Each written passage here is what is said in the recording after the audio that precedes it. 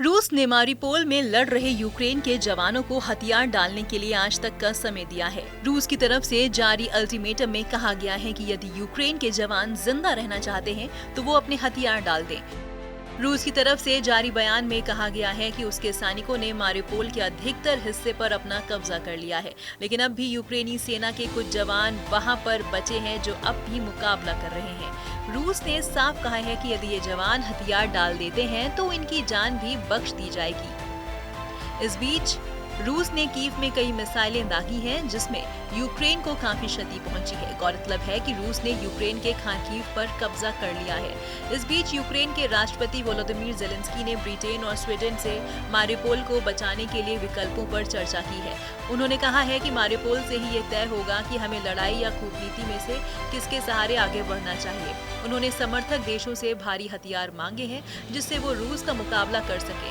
वहीं दूसरी तरफ यूक्रेन के सबसे अमीर व्यक्ति ने मारिपोल को दोबारा पहले जैसा बसाने की बात कही है।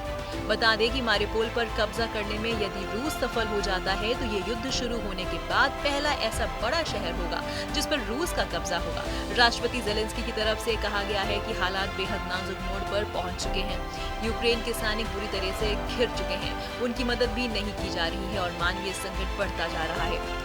उन्होंने कहा कि रूसी युद्धपोत के काला सागर में डुबोए जाने के बाद रूस ने लंबी दूरी की मिसाइलों से कीव को निशाना बनाना शुरू कर दिया है।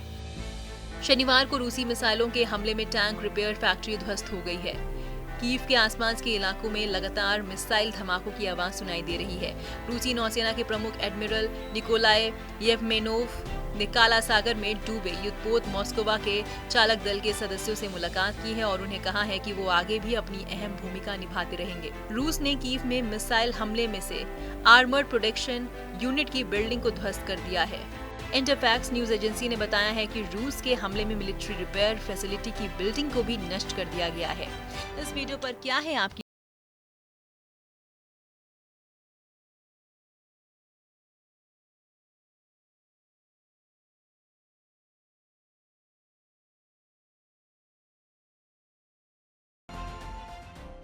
देश बनता है अपने नागरिकों से। ऐसे नागरिक जो अधिकार के साथ कर्तव्य पर भी ध्यान दें, जो सच्चाई का आदर करें लेकिन असत्य से लड़ना भी सीखें, जो सिर्फ जानकार न बने बल्कि जागरूक भी रहें। इस काम में TV9 डिजिटल है आपका मददगार लगातार, ताकि आप भीड़ का हिस्सा न बने बल्कि राह दिखाएं भीड़ को। देखते रहिए TV9 डिजिटल।